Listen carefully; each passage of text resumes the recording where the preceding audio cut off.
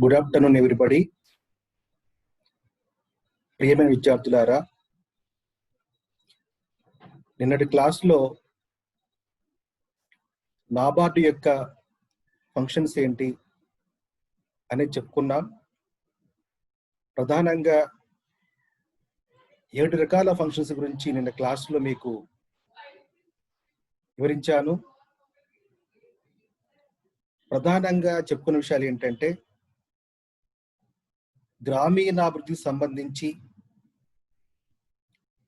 అందులో వ్యవసాయ రంగ అభివృద్ధి కావచ్చు, చిన్న పరిశ్రమల అభివృద్ధి కావచ్చు, చేతి వృత్తుల పరిశ్రమలు కావచ్చు, ఇలాంటి అన్ని కలుపుకొని ఒక సమగ్రమైనటువంటి ఒక అభివృద్ధి విధానాన్ని నాబార్డు పర్యవేక్షిస్తుందని, తర్వాత ఈ ఫైనాన్షియల్ ఇన్స్టిట్యూషన్స్ ఏవైతే ఉన్నాయో వాటికి కావాల్సిన ఫైనాన్స్ ని రీఫైనాన్సింగ్ చేస్తుందని మనము నిన్న క్లాస్లో చెప్పుకున్నాం. దానికి సంబంధించి ఇంకా కొన్ని పాయింట్స్, నాబార్డు సంబంధించి కొన్ని పాయింట్స్ మిగిలిపోయినాయి. దాని గురించి ఇప్పుడు క్లాస్లో మీకు ఈ విషయాల్ని చెప్పే ప్రయత్నం ముందుగా చేస్తాను. దీనికి సంబంధించి ప్రధానంగా వర్కింగ్ ఆఫ్ నాబార్డు ప్రధానంగా దాని పని విధానం ఏమిటి అనే దాన్ని కూడా మనం ఇక్కడ పరిశీలించాల్సిన అవసరం ఉంది. సో దానికి సంబంధించి ఈ స్లైడ్లో NABARD is the FX organization with respect to all matters relating to policy planning and operational aspects in the flow of credit for the promotion of agriculture, small scale industries, cottage and village industries, handicrafts and other rural crafts, and other allied economic activities in rural areas. అంటే గ్రామీణ ప్రాంతాలకు సంబంధించి అది ఏదైతే వ్యవసాయ రంగ అభివృద్ధికి సంబంధించిన అంశాలు అనుకుంటున్నామో దాంతో పాటుగా స్మాల్ స్కేల్ ఇండస్ట్రీస్, తర్వాత cottage industries, village industries, handicrafts, rural crafts, అన్ని రకాలకు సంబంధించినటువంటి ఒక ఆర్థిక సంబంధమైన కార్యక్రమాలు గ్రామీణ సమాజంలో ఏమైతే జరుగుతాయో దానికి సంబంధించి పాలసీ ప్లానింగ్ సంబంధించి, అలాగనే ఎట్లా ఆపరేషనల్ ఆస్పెక్ట్స్, ఒకటి పాలసీ ఎట్లా రూపొందించాలి, ఏ రకంగా పాలసీ ఉండాలని దాని మీద నిర్దిష్టంగా ఒకటి తయారు చేయటము, తర్వాత ఆ పాలసీ యొక్క అమలు తీరు ఎలా ఏ పద్ధతిలో అమలు చేయవచ్చు అనే దాన్ని కూడా నాబార్డు ఆ రకమైన పనిని చేస్తున్నట్టుగా మనము ఈ స్లైడ్లో చెప్పటం జరిగింది. తర్వాత స్లైడ్లోకి వెళ్దాం మనము. తర్వాత స్లైడ్లో ఏంటంటే, NABARD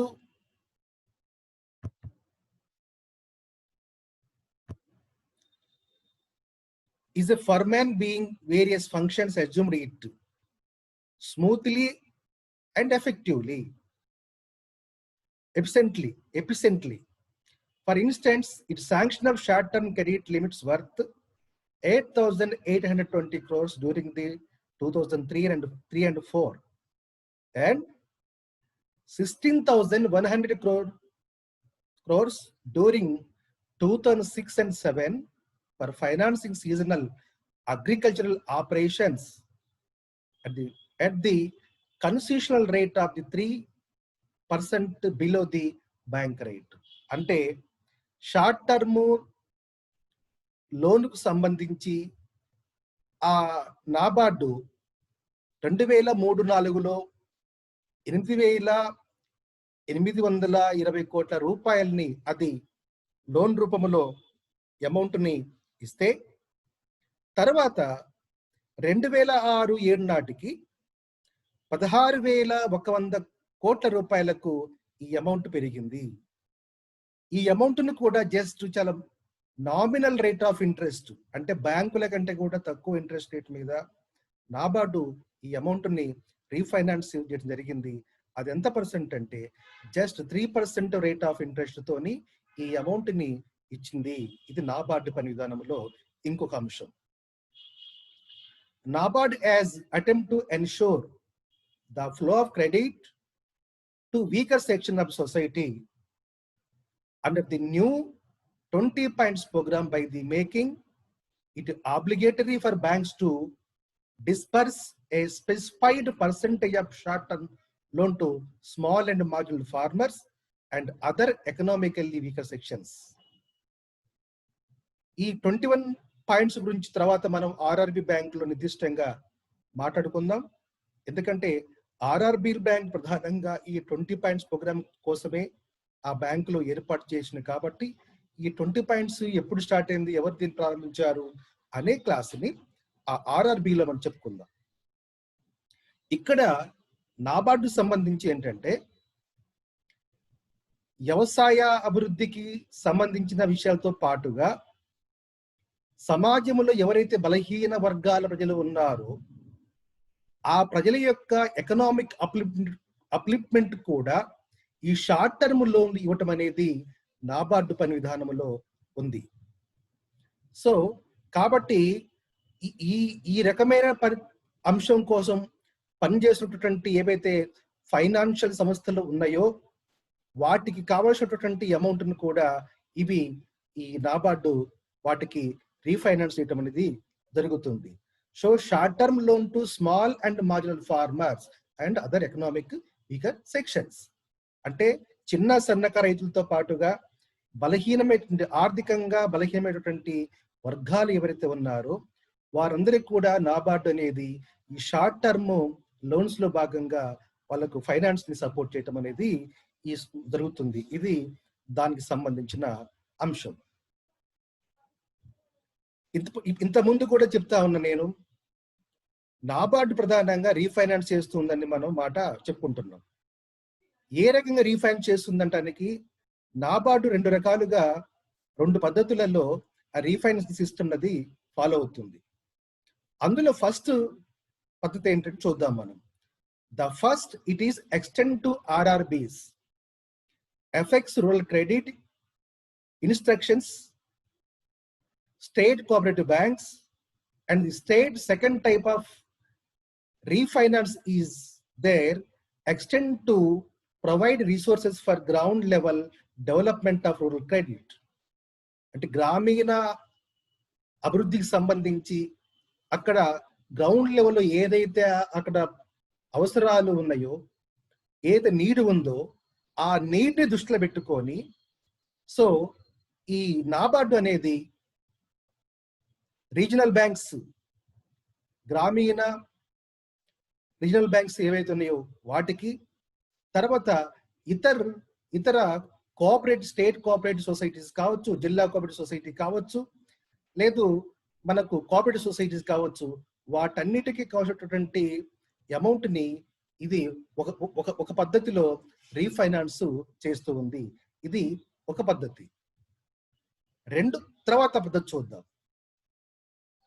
NABARDs provide refinance facilities for buying, stocking and distribution of fertilizers and other inputs for production and marketing activities, weaver societies, industrial cooperative societies, etc.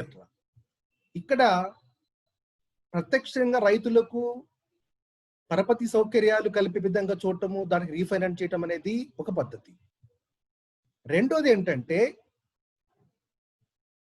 రైతులకు ఏవైతే వ్యవసాయానికి కావాల్సిన ఇన్పుట్స్ ఉంటాయో ఆ ఇన్పుట్స్ యంత్రాలు కావచ్చు, ట్రాక్టర్లు కావచ్చు, ఇతర మెషిన్స్ కావచ్చు, లేదు ఎరువులు కావచ్చు, విత్తనాలు కావచ్చు, దానికి సంబంధించి కొనుగోలు చేయడానికి NABARD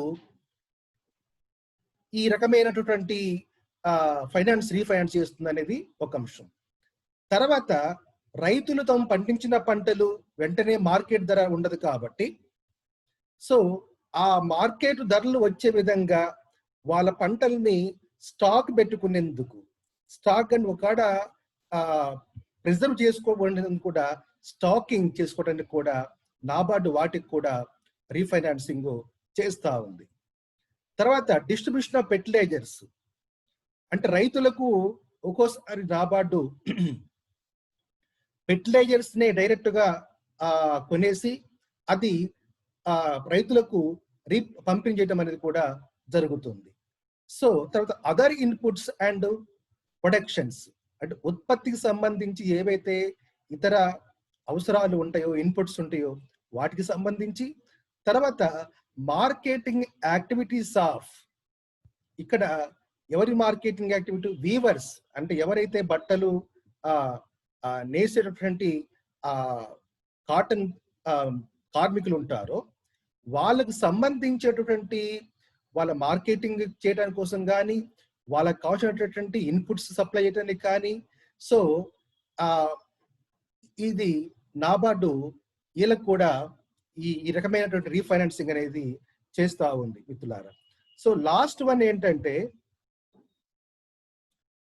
purpose wise minor irrigation has continued to occupy an important place in the schematic leading of NABARD. About 13% schemes sanctions in recent years consisted of minor irrigation works. It was high as 20% during the 92-93. అంటే ఈ minor irrigation projects ఏవైతే ఉంటాయో ఆ ప్రాజెక్టులు పూర్తి కావటానికి గాను so NABARD వాటికి కూడా ఫైనాన్స్ ని చేస్తూ ఉంది. ఈ ఫైనాన్స్ ఎంత ఉంటుందంటే about 13% of the scheme sanction, అంటే 13% తను మొత్తం ఇచ్చే లోన్లలో ఈ ఏది సో మైనర్ ఇరిగేషన్ ప్రాజెక్టులకు సంబంధించి వాటికి అమౌంట్ ని, అంత పర్సెంటేజ్ అమౌంట్ ని కూడా నాబార్డు ఇస్తుంది. శాంక్షన్ ఇన్ రీసెంట్ ఇయర్ లో చూసినట్లయితే, రీసెంట్ ఇయర్ అంటే ఇక్కడ యాక్చువల్లీ 92-93 ఇయర్ డేటా మాత్రం మనకి ఇక్కడ అవైలబుల్ ఉంది. దానికి సంబంధించి ఈ మైనర్ ఇరిగేషన్ వర్క్స్ కోసం సో హైయెస్ట్ లెవెల్ అంటే 20% అమౌంట్ ని నాబార్డు ఈ గ్రామీణ అభివృద్ధి కోసం, అందులో భాగంగా ఈ మైనర్ ఇరిగేషన్ ప్రాజెక్టుల కోసం ఇచ్చినట్టుగా మనకి ఈ లెక్క తెలియజేస్తా ఉంది. ఇది బేసికల్ గా నాబార్డు ఎట్లా గ్రామీణాభివృద్ధికి సంబంధించి ఒక కాంప్రహెన్సివ్, ఒక ప్లాన్ తో ఒక యాక్షన్ తో ఒక కోఆర్డినేషన్ చేసుకుంటూ ఎట్లా అన్ని సంస్థల మధ్య ఒక కోఆర్డినేషన్ ఎట్లా చేస్తూ ఉంది, ఏ రకంగా గ్రామీణాభివృద్ధికి అందులో ప్రత్యేకంగా వీకర్ సెక్షన్స్ కావచ్చు, వీవర్స్ కావచ్చు, స్మాల్ స్కేల్ ఇండస్ట్రీస్ కావచ్చు, ఈ అన్నిటికి సంబంధించి ఏ రకంగా అది పనిచేస్తుంది అనేది మనము ఈ క్లాసులో మనము నాబార్డు సంబంధించి మనము చెప్పుకున్నాం. దీంతో ఈ నాబార్డు సంబంధించిన అంశం ఇక్కడ అయిపోతుంది. దీని కొనసాగింపుగా గ్రామీణాభివృద్ధికి పరపతి సౌకర్యాలు కల్పిస్తున్న వాటిలో ఒక పెద్ద లార్జెస్ట్ పర్పస్ కల్పిస్తున్నటువంటి బ్యాంకుల్లో మనకు ఇంతకుముందు చెప్పుకున్నటువంటి బ్యాంకులు ఏంటంటే రూరల్ కోఆపరేటివ్ సొసైటీ గురించి చెప్పుకున్నాం, అది అయిపోయింది. తర్వాత కమర్షియల్ బ్యాంక్స్ గురించి చెప్పుకున్నాం, అది అయిపోయింది. మూడో ఇంపార్టెంట్ బ్యాంక్స్ ఏంటంటే ఆర్ఆర్బిస్, ప్రాంతీయ గ్రామీణ బ్యాంక్స్. వీటిని మనము ఆర్ఆర్బిస్ అంటున్నాము. ఈ ఆర్ఆర్బిస్ కూడా ఈ గ్రామీణ వ్యవసాయ పరపతిని, తర్వాత చిన్న సన్నకారు రైతులకు, తర్వాత వీకర్ సెక్షన్స్, వీళ్ళందరికీ కూడా అవి పరపతి సౌకర్యం కల్పించడంలో ఒక బ్రహ్మాండమైనటువంటి ఆ రోల్ ని ప్లే చేస్తా ఉన్నాయి. కాబట్టి ఆర్ఆర్బి యొక్క నేపథ్యం ఏంటి, ఆర్ఆర్బిస్ అనేవి ఎప్పుడు, ఏ టైంలో, ఏ ఉద్దేశాల కోసం ఏర్పాటు చేయబడ్డది అనేది మనం ఇప్పుడు క్లాస్ లో చెప్పుకుందాం.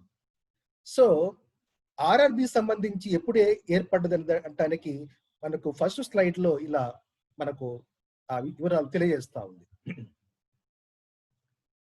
One of the important points of the 20-point economic program of Mrs. Indira Gandhi during emergency was the liquidation of rural indebtedness by stages and provide. Actually బ్యాంకుల జాతీయకరణ ఎప్పుడైతే 1969లో జరిగిందో ఆ 70s కాలంలో 1670 కాలంలోనే భారతదేశంలో ఇందిరాగాంధీ ఎమర్జెన్సీని ప్రకటించింది. ఆ ఎమర్జెన్సీలో కాలంలోనే గ్రామీణాభివృద్ధికి సంబంధించి ఆమె 20 సూత్రాల పథకం అనేది ఒక పథకాన్ని దేశవ్యాప్తంగా పెట్టింది ఇందిరాగాంధీ, లేట్ ఇందిరాగాంధీ గారు. సో ఆ 20 సూత్రాల ప్రోగ్రాంలో భాగంగానే ఆర్ఆర్బీలు ఆ 20 సూత్రాల ప్రోగ్రామ్ లక్ష్యాలు ఏవైతే ఫుల్ఫిల్ చేయాలో ఆ ఫుల్ఫిల్ చేయడం కోసం కాను ఆర్ఆర్బీలు ఆ ఉద్దేశంతో ఆ లక్ష్యం కోసం ఏర్పాటు చేయబడ్డాయి. Institutional credit to farmers and artisans in rural areas. అంటే రైతులు, చేతి వృత్తిదారులు వీరికి సంస్థాపరమైనటువంటి విత్త సౌకర్యాలు కల్పించడం కోసం, గ్రామీణంలో విత్త సౌకర్యం కల్పించడం కోసం ఈ ఆర్ఆర్బీస్ అనేవి స్టార్ట్ అయింది. It was in pursuance of this aspect of the new economic programme that the government of India shut up regional rural banks. So ఇంతకుముందు చెప్పినట్టుగానే 20 సూత్రాల కార్యక్రమం ఏదైతే government of India, so Indira Gandhi గారి ఎమర్జెన్సీ టైంలో ఏదైతే ఈ కార్యక్రమాన్ని ప్రకటించారో ఆ సూత్రాల యొక్క లక్ష్యాలని సాధించటానికి గ్రామీణ ప్రాంతంలో ఫైనాన్స్ చేయడం కోసము మనకు ఈ రీజనల్ బ్యాంక్స్ అనేవి ఏర్పాటు చేయబడ్డట్టుగా దీని చరిత్ర మనం ఇక్కడ తెలుసుకుంటున్నాము. ఇది ఇది ఇది దీనికి సంబంధించినటువంటి అంశం. తర్వాత objectives of the RRBs. So RRB యొక్క లక్ష్యాలు ఏమిటి అనేది ఇక్కడ మనం ఈ స్లైడ్ లో మనము చెప్పుకుంటున్నాం.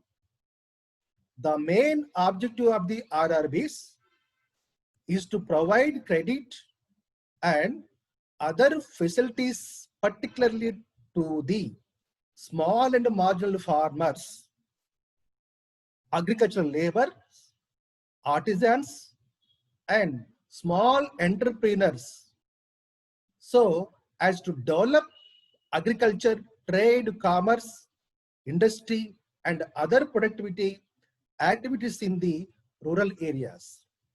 మనకు ఈ పాయింట్స్ మొత్తం కూడా ఇంత ముందు నాబార్డు సంబంధించిన దాంట్లో కూడా నాబార్డు ఏ లక్ష్యంకి అయితే పనిచేస్తుంది, నాబార్డు యొక్క ఆబ్జెక్టివ్స్ ఏంటి, పని విధానం ఏమిటి అనుకుని చెప్పినప్పుడు ఇవే పాయింట్స్ మనకు నాబార్డులో కూడా కవర్ అయింది. నాబార్డు 3 రకాల సంస్థలకు అంటే బేసికల్ గా ఏది, so cooperative societies, commercial banks, తర్వాత ఆర్ఆర్బీస్.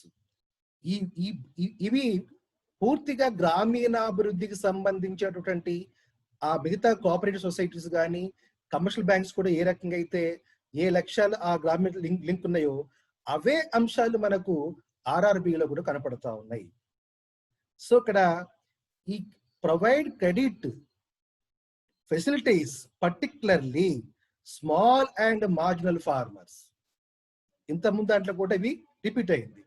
అండ్ అగ్రికల్చర్ లేబర్స్, ఇది ఫస్ట్. ఇది స్పెసిఫిక్ పర్టికులర్ ఇక్కడ ఇంత ముందు మనం వీకర్ సెక్షన్ గా చెప్పుకున్నాం ఈ పాయింట్ ని. ఇక్కడ పర్టికులర్ గా ఇక్కడ మనకి ఏం కనపడతా ఉందంటే వ్యవసాయ కార్మికులు అనేవారు, ఈ వ్యవసాయ కార్మికులు అనే వాళ్ళు బేసికల్ గా పూర్తిగా వీళ్ళు ల్యాండ్లెస్ పీపుల్, ల్యాండ్లెస్ లేబర్. వీళ్ళు అంటే భూమి ఎక్కువ మొత్తంలో భూమి లేని వాళ్ళే ఈ వ్యవసాయ కార్మికులుగా ఉంటారు వీరికి.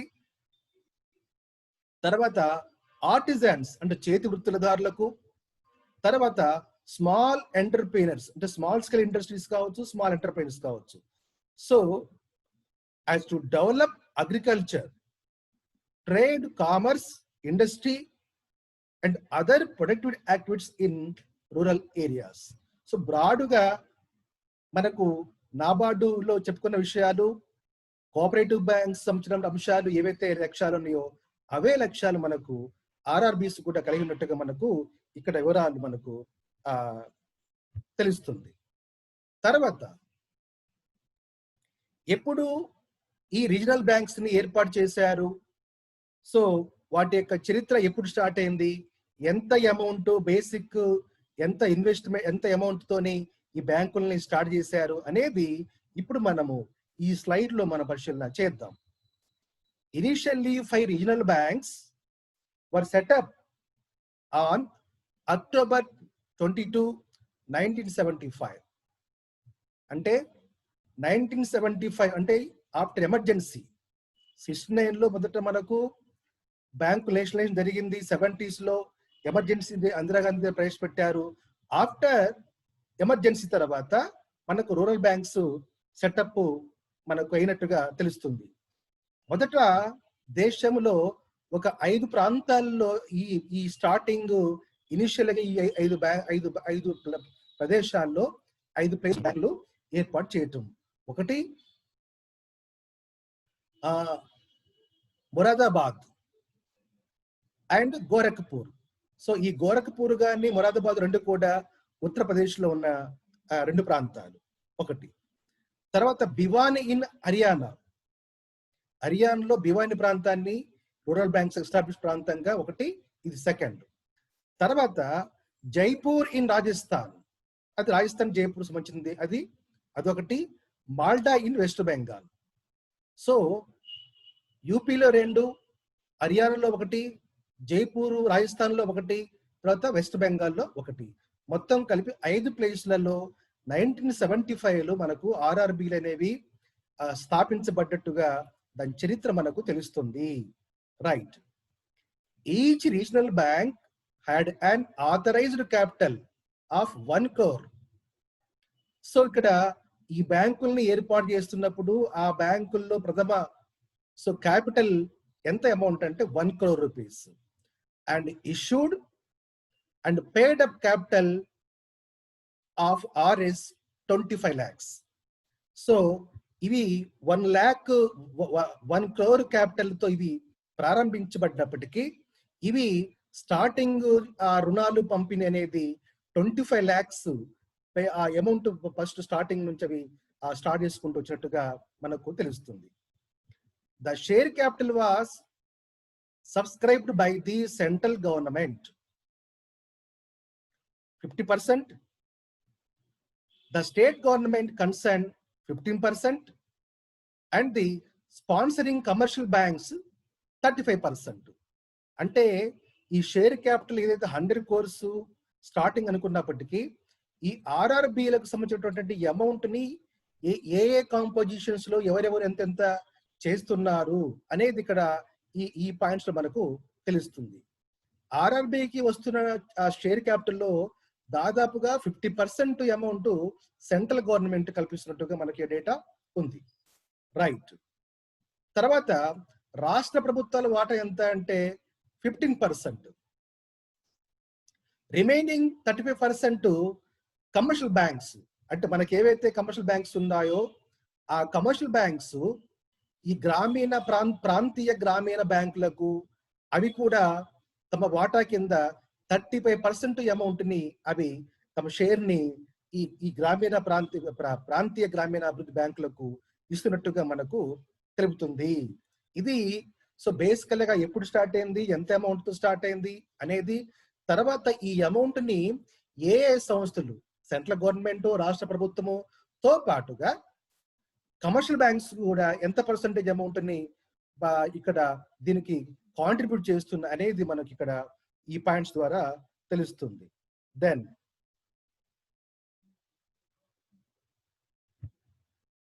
తర్వాత the RRBs through basically scheduled commercial banks differ from the later in certain respects. So RRB బ్యాంకులు ఏవైతే ఇవి ఉన్నాయో ఇవి కమర్షియల్ బ్యాంక్స్ కి కొంత వీటి యాక్టివిటీ అనేది కంప్లీట్ గా డిఫరెంట్ గా ఉంటుంది. ఏ రకంగా డిఫరెంట్ గా ఉంటుంది అనేది ఇక్కడ మనము 2 పాయింట్స్లలో మనకి ఇక్కడ చూస్తున్నాం ఇక్కడ ఈ స్లైడ్ లో సంబంధించి. ఒకటి, the area of RRBs is limited to specified region comprising one or more district of state. వాస్తవానికి మనకు గ్రామీణాభివృద్ధి, ప్రాంతీయ గ్రామీణాభివృద్ధి బ్యాంకులు ప్రధానంగా ప్రతి జిల్లాకి ఒకటి కామన్ గా ఉంటుంది. ఇది కామన్ గా జరిగేది. మనకు ఉమ్మడి ఆంధ్రప్రదేశ్ రాష్ట్రంగా ఉన్నప్పుడు నాగార్జున గ్రామీణ బ్యాంక్ అనేది మన రాష్ట్రంలో ప్రధానంగా నాగార్జున గ్రామీణ బ్యాంకు, రాయలసీమ గ్రామీణ బ్యాంకు, కాకతీయ గ్రామీణ బ్యాంకులు అంటే 3 గ్రామీణ జిల్లాకి పేర్లతో ఉన్నప్పటికీ సో గ్రామీణ బ్యాంకు ప్రతి జిల్లాకు లేదా ఆ ఒక జిల్లాకు మించి కూడా కవర్ చేస్తూ మనకు ఒక గ్రామీణ బ్యాంకు ఆ ఏరియాలో అవి ఆపరేట్ చేస్తున్నట్టుగా ఫస్ట్ పాయింట్ మనకు చెప్తా ఉంది. Next, second, the RRBs grant direct loan and advances only to small and marginal farmers. ఇవి కూడా ఎలాంటి వాళ్ళకు లోన్లు ఇవి డైరెక్ట్ గా లోన్స్ ఇస్తున్నాయి అంటే స్మాల్ అండ్ మార్జినల్ ఫార్మర్స్. ఇంతకుముందు మనకు ఇది కోఆపరేటివ్ సొసైటీస్ లో చూసాం, కమర్షియల్ బ్యాంక్స్ లో కూడా సేమ్ యాజ్ ఇట్ ఈస్ గా అంటే గ్రామాల్లో ప్రధానంగా వీలే కాబట్టి అవే మనకి ఇక్కడ ఇవి బ్యాంకులు కూడా మనకి రిపీట్ అవుతుంది. Yes, rural artisans and agricultural labours and other small productive purpose. ఎవరైతే మిగతా చిన్న ఉత్పత్తిదారులు ఉంటారో వాళ్ళ సంబంధించి కూడా మనకు RRB అనేది ఈ లోన్ అమౌంట్ ని ఇస్తున్నట్టుగా మనకు ఈ టేబుల్ మనకు తెలియజేస్తా ఉంది. నెక్స్ట్, థర్డ్ పాయింట్ సంబంధించి the lending rates of RRBs should not be higher than the prevailing lending rates cooperative societies in a particular state. So ఈ కోఆపరేటివ్ సొసైటీస్ ఏవైతే ఒక ఆ రాష్ట్రంలో పనిచేస్తున్నట్టుగానే మనకు RRBs కూడా సో యాక్చువల్లీ మనకు అంతకుముందు ఎర్లీ క్లాస్ లో మనకు ప్రధానంగా గ్రామీణ పర్పస్ సంబంధించి 3 రకాల బ్యాంకులు ఒక టేబుల్ ద్వారా కూడా మనం కంపేర్ చేసాం. ఆ టేబుల్లో మనకు పరిశీలించింది ఏంటంటే మొత్తం పరపతి సౌకర్యంలో గ్రామీణ పరపతి సౌకర్యాల్లో కమర్షియల్ బ్యాంక్స్ దాదాపుగా 50 లేదా 55% లేదా 40% లేటెస్ట్ గా 40% వరకు కమర్షియల్ బ్యాంక్స్ మనకు గ్రామీణ పరపతికి లోన్ ఇస్తున్నట్టుగా చెప్పుకున్నాం. ఆ తరువాత ఎక్కువ కాంపోజిషన్ లో గ్రామీణ పరపతి సొసైటీలు ఇస్తున్నట్టుగా చూసాం. కానీ మనకు RRBs యొక్క కంపారిజన్ చూసినట్టయితే RRBs 6 to 7 or 8% మాత్రమే మాత్రం గ్రామీణ పరపతి సౌకర్యాలకు సంబంధించి RRB యొక్క పర్సెంటేజ్ మాత్రము 6 to 7 or 8% మాత్రమే దాని కాంపోజిషన్ ఉన్నట్టుగా మనం ఇంతకుముందు ఎర్లీ క్లాస్ లో ఆ టేబుల్ ద్వారా దాన్ని మనము పరిశీలన చేశాం. సో తర్వాత the sponsoring banks and Reserve Bank of India provide many subsidies and concessions to RRBs to enable the later to functions activity. Okay, ఈ RRB ప్రధానంగా ఎట్లా అవి ఈ వాటి యొక్క లావాదేవీలు కానీ ఫైనాన్షియల్ సపోర్ట్ కానీ రైతులకు ఏ రకంగా చేస్తున్నాయి అనేది మనకు చూసినట్లయితే ప్రధానంగా ఈ బ్యాంకులకు RRB మనకు రిజర్వ్ బ్యాంక్ ఆఫ్ ఇండియా ప్రధానంగా వీటికి కావాల్సిన అమౌంట్ కానీ తర్వాత ఈ బ్యాంకులకు చాలా తక్కువ రేట్లో రేట్ ఆఫ్ ఇంట్రెస్ట్ రేట్లో అమౌంట్ ఇవ్వటం, కొన్ని సబ్సిడీలు ప్రకటించడం, ఈ రకంగా పెద్ద మొత్తంలో రిజర్వ్ బ్యాంక్ ఆఫ్ ఇండియా ఆర్ఆర్బికి సపోర్ట్ చేస్తుంది. సో ఎందుకు అంటే సెంట్రల్ గవర్నమెంట్ ఏదైతే 20 పాయింట్స్ ప్రోగ్రామ్ అనేది స్టార్ట్ చేసిందో ఆ ఆబ్జెక్టివ్స్ ని, ఆ లక్ష్యాలు సాధించడానికి ప్రధానంగా రిజర్వ్ బ్యాంక్ ఆఫ్ ఇండియా దీనికి ఎక్కువ ఆ లక్ష్యం కోసం ఎక్కువగా సపోర్ట్ చేస్తున్నట్టుగా మనకు ఈ పట్టికలు మనము చూస్తున్నాం. తర్వాత కన్సెషన్స్ అనేవి ఎంత పర్సంటేజ్ లో ఏ రకంగా చేస్తుంది అనేది ఇక్కడ ఈ టేబుల్లో మనము చూద్దాం. From the beginning the sponsor banks have continued managerial and financial assistance to RRBs and also other conditions such as lower rate interest, that is 5% on the letters borrowing from the sponsor banks. అంటే 3 రకాలుగా మనకు ఆర్ఆర్బికి financial composition వస్తున్నట్టుగా మనము చెప్పుకున్నాం.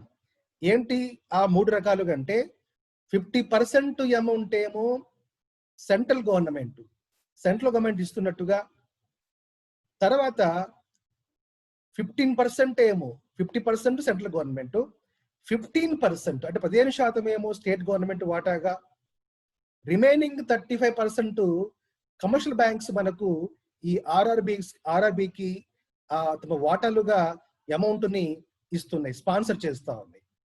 So ఈ sponsor చేస్తున్నప్పుడు ఏదైతే వాటికి functions ఉన్నాయో, సో ఆ ఎంత రేట్ ఆఫ్ ఇంట్రెస్ట్ లో ఇస్తున్నాయి అంటే జస్ట్ 5% రేట్ ఆఫ్ ఇంట్రెస్ట్. ఇందాక మనము నాబార్డు సంబంధించి నాబార్డు చాలా లీస్ట్ కొన్ని ప్రత్యేకమైనటువంటి కార్యక్రమాల కోసం 3% రేట్ ఆఫ్ ఇంట్రెస్ట్ కూడా నాబార్డు ఇస్తున్నట్టు మనం చూసాం. సో ఇక్కడ ఈ కమర్షియల్ బ్యాంక్స్, ఇతర సంస్థలు ఈ బ్యాంకుకు సపోర్టింగ్ ఏదైతే మన ఆర్ఆర్బీస్ ఉన్నాయో వాటికి 5% రేట్ ఆఫ్ ఇంట్రెస్ట్ కి అమౌంట్ అవి ఇక్కడ ఇస్తున్నట్టుగా మనకు ఈ డేటా మనకు తెలుస్తుంది. తర్వాత further the cost of staff deputed to RRBs and training expenses of RRB staff are బాండ్ by the sponsor banks. So ఈ ఆర్ఆర్బిలోకి కావాల్సిన స్టాఫ్ కానీ, తర్వాత ఆ స్టాఫ్ కి ఎలాంటి ట్రైనింగ్ అవసరాలు ఉన్నాయో ఈ అన్నిటిని కూడా ఏ బ్యాంకులు అయితే వీటికి స్పాన్సర్ చేస్తుందో ఆ బ్యాంకులు ఆ ఖర్చును భరిస్తూ వాటికి స్పాన్సర్ చేస్తున్నాయి. సో ఎందుకు అంటే ఆర్ఆర్బి ప్రధానంగా గ్రామీణాభివృద్ధికి తక్కువ రేట్ ఆఫ్ ఇంట్రెస్ట్ తో లోన్లు ఇవ్వాలి కాబట్టి, సో ఇక్కడ 35% మనకు స్పాన్సర్ బ్యాంక్స్, మనకు కమర్షియల్ బ్యాంక్స్ స్పాన్సర్ చేసి చెప్పుకుంటున్నాం. కాబట్టి ఆ కమర్షియల్ బ్యాంక్స్ నుండే ఇందులో పనిచేయడానికి అసలు స్టాఫ్, తర్వాత వాళ్ళ ఇతర ట్రైనింగ్ అవే తమ ఓన్ ఖర్చు ఎక్స్పెన్స్ తోని ఈ బ్యాంకుకు అవి సపోర్ట్ చేస్తున్నాయి. దీన్ని మనము కన్సెషన్స్ అని అంటున్నాము. ఇది దీనికి సంబంధించినటువంటి విషయం. తర్వాత the Reserve Bank of India has been granting many concessions to RBS. RBI ప్రధానంగా దీనికి ఎక్కువ అమౌంట్ ని చేస్తుంది అని మనం ఇందాక మనం చెప్పుకున్నాం. ఎందుకంటే సెంట్రల్ గవర్నమెంట్ పథకంలో భాగంగా ఇది ఏర్పాటు చేయబడ్డది కాబట్టి, సో అది ప్రధానంగా ఆర్బీఐ దీనికి ఎక్కువగా సపోర్ట్ చేస్తూ ఉంది. ఏ రకంగా అంటే first one, they are allowed to maintain cash reserve ratio at 3% and statutorily liquidity ratio at 25%. అంటే సో జనరల్ గా ఆర్బీఐ కింద ఎనీ బ్యాంక్స్, ఏ బ్యాంక్స్ అయినా కానీ కొంత అమౌంట్ అక్కడ డిపాజిట్ చేస్తే ఆర్బీఐలో క్యాష్ రిజర్వ్ రేషియో అంటాం. సో క్యాష్ రిజర్వ్ రేషియోలో కూడా ఆ బ్యాంకుల బట్టి సో కొన్ని టర్మ్స్ అండ్ కండిషన్స్ ఉంటాయి. అక్కడ అంత కొంత పర్సంటేజ్ అమౌంట్ అక్కడ పెడతాయి. కానీ ఆర్ఆర్బికి సంబంధించినప్పుడు చాలా తక్కువ పర్సంటేజ్ అమౌంట్ మాత్రమే మనకు రిజర్వ్ బ్యాంక్ దగ్గర ఆర్ఆర్బి యొక్క అమౌంట్ ఉంటున్నట్టుగా మనకి ఇక్కడ చూస్తున్నాం. తర్వాత ఇవి సో ఆ పెట్టిన అమౌంట్ పైన లిక్విడిటీ రేషియో దాదాపు 25% వరకు అవి ఈ వాటి లిక్విడిటీని పెంచుకునే అవకాశము ఆర్ఆర్బి ఇక్కడ కల్పిస్తా ఉంది. ఇది ఫస్ట్ పాయింట్. రెండో పాయింట్ ఏంటంటే gear providing free finance facilities through NABARD. NABARD ద్వారా బేసికల్గా NABARD nothing but RBI. RBI యొక్క మరొక వింగు లేదా మరొక రూపమే నాబార్డు. కాబట్టి ఈ ఆర్ఆర్బీలకు కావాల్సినటువంటి ఫైనాన్సింగ్, ఫ్రీ ఫైనాన్సింగ్ అంటే దాదాపుగా కొన్ని సందర్భాల్లో ఫ్రీ ఫైనాన్స్ మీన్స్ ఎలాంటి రేట్ ఆఫ్ ఇంట్రెస్ట్ లేకుండా ఇచ్చే అమౌంట్ కూడా. సో అది రిజర్వ్ బ్యాంకు నాబార్డు ద్వారా అలాంటి అమౌంట్, ఫ్రీ ఫైనాన్సింగ్ అమౌంట్ ని మనకు ఆర్ఆర్బీలకు ఇప్పిస్తుంది. కాబట్టి రెండు రకాలుగా reserve bank of India RRB వాటికి సో కన్సిస్టెన్సీని మెయింటైన్ చేస్తుంది. ఒకటి క్యాష్ రిజర్వ్ రేషియోని తక్కువ స్థాయిలో పెట్టుకునే అవకాశము ఆర్ఆర్బి కల్పించడం ఒక అంశం అయితే, రెండో అంశం ఏంటంటే free financing facilities through NABARD. NABARD ద్వారా ఉచితంగానే ఎలాంటి ఇంట్రెస్ట్ అమౌంట్ లేకుండానే సో ఫైనాన్షియల్ యొక్క సౌకర్యాన్ని ఆర్బీఐ నాబార్డు ద్వారా సో ఆర్ఆర్బికు కల్పిస్తుంది. ఇది దానికి సంబంధించినటువంటి రైట్. సో లాస్ట్ ఈ చార్ట్ ఏంటంటే, ఈ చార్ట్ లో లాస్ట్ ఏంటంటే progress of RRBs. So RRBs యొక్క అభివృద్ధి క్రమము అంటే వాటి యొక్క గమనము ఏ రకంగా పైన ప్రోగ్రెస్ ఉంది అనేది ఇక్కడ ఈ చార్ట్ లో మనము దీన్ని పరిశీలన చేస్తున్నాం. In the last 30 years RRBs have been active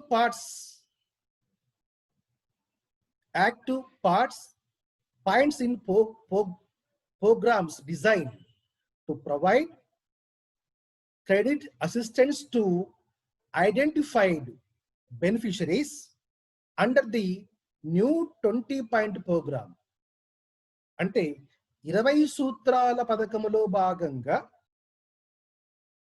ఆ పథకములో భాగంగా ఎవరైతే లబ్ధిదారులు ఉంటారో ఆ లబ్ధిదారుల్ని గుర్తించి వాళ్లకు కావలసినటువంటి ఫైనాన్షియల్ సపోర్టు అంటే క్రెడిట్ సపోర్టు, పరపతి సౌకర్యాన్ని సో కల్పించడంగా గత లాస్ట్ 30 ఏళ్లుగా ఆర్ఆర్బి యొక్క అభివృద్ధి అంటే వాటి ఫంక్షన్స్ గా ఉంటా ఉంది. Right. IRDP means integrated rural development programs. Actually integrated and సమగ్రమైనటువంటి ప్రోగ్రామ్స్ దీనికి మనకు నాబార్డులో భాగమే ఇది కూడా. So integrated rural development programs and other special programs for scheduled castes and tribes, other weaker sections like physically handicapped persons. ఇక్కడ మనము RRB సంబంధించి ఇంత ముందు వాటిల్లో ప్రధానంగా ఈ షెడ్యూల్ క్యాస్ట్లు, షెడ్యూల్ ట్రైబ్స్ అనేది మనకు మెన్షన్ గా కనపడలేదు. అక్కడ మనం ఏం చెప్పుకున్నామంటే వీకర్ సెక్షన్స్ అని చెప్పుకున్నాము, లేదు స్మాల్ అండ్ మార్జినల్ ఫార్మర్స్ గా మనం ఇతర ఫైనాన్స్ చెప్పుకున్నాం. కానీ ఈ 20 ప్రోగ్రామ్స్ ఇందిరాగాంధీ ప్రత్యేకంగా ఇక్కడే బాగా ఆమె ఈ ప్రోగ్రామ్స్ ద్వారా ఆమె బాగా కామన్ మ్యాన్ కు ఎస్పెషల్లీ ఎస్సీ ఎస్టీ ప్రజలకు బాగా ఆమె రీచ్ అయింది. సో ఈ ఇంటిగ్రేటెడ్ గ్రామీణాభివృద్ధి పథకాల్లో భాగంగా ఎవరు టార్గెటెడ్ గా ఈ పథకాలు 20 పాయింట్స్ ఉన్నాయి.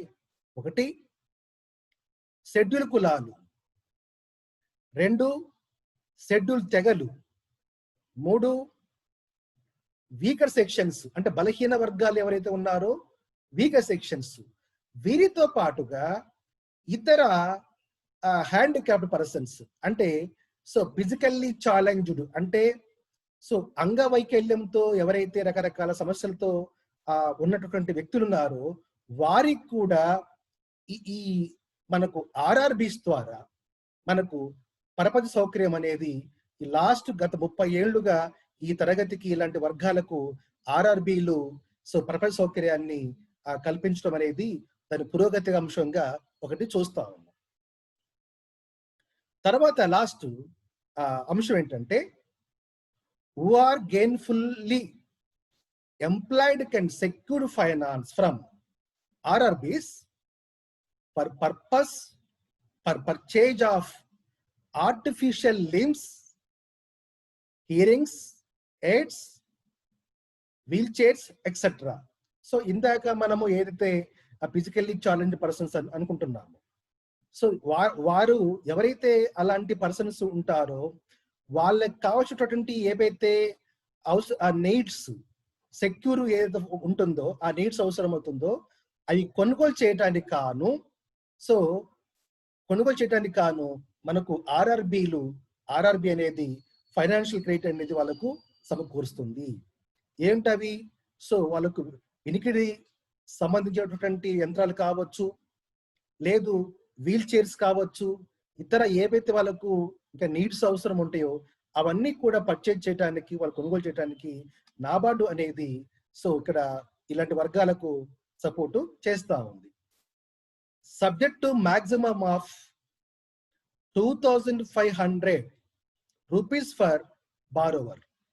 సో ఒక వ్యక్తికి 2500 రూపాయలు, అంటే ఈ చిన్న చిన్న అంశాలు ఏవైతే వాళ్ళు కొనుగోలు చేయాల్సిన అవసరం ఉంటుందో ఆ కొనుగోలు చేయాల్సిన అవసరం కోసం ఇలాంటి వాళ్లకు 2500 రూపాయలని రుణాలుగా నాబార్డు ఇస్తున్నట్టుగా మనకు తెలుస్తుంది.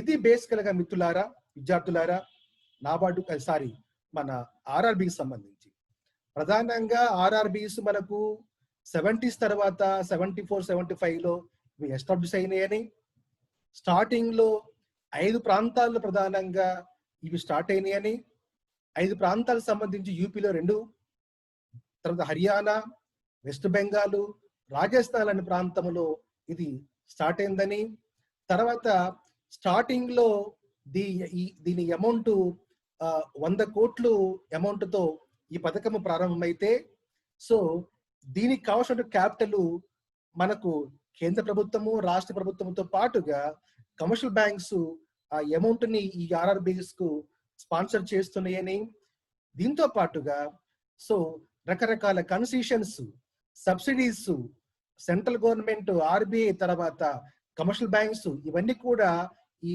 ఆర్ఆర్బిస్ కి సపోర్ట్ చేయటము, ఉద్యోగస్తుల్ని ఇక్కడ డిప్యూట్ చేయటము, తర్వాత ట్రైనింగ్ కూడా ఈ సంస్థలు ట్రైనింగ్ కూడా ఫ్రీగా ఇవ్వటము, తర్వాత ఆర్బీఐ నాబార్డు ద్వారా సో ఈ ఆర్ఆర్బిస్ కు ఎలాంటి వడ్డీ లేకుండా కూడా అమౌంట్ ని ఈ ఆర్ఆర్బి బ్యాంకులకు ఇప్పించటము.